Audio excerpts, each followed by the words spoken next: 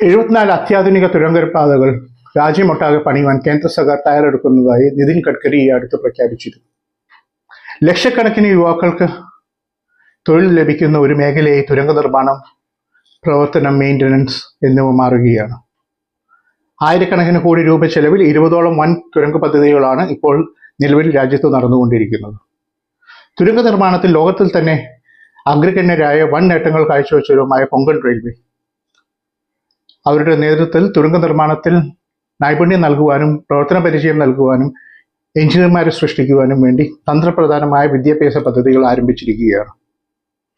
Konkan railway കോർപ്പറേഷന്റെ കീഴിലുള്ള George Fernandes institute of tunnelling technology മികച്ച എഞ്ചിനീയറിംഗ് വിദ്യാഭ്യാസ സ്ഥാപനങ്ങളുമായി സഹകരിച്ച് എഞ്ചിനീയറിംഗ് വിദ്യാർത്ഥികൾക്ക് ട്രെയിനിങ് നൽകുവാൻ ഒരുങ്ങുകയാണ്. വിശദ വിവരങ്ങൾ അവരുടെ വെബ്സൈറ്റിൽ ലഭ്യമാണ്. താല്പര്യമുള്ള വിദ്യാഭ്യാസ സ്ഥാപനങ്ങൾ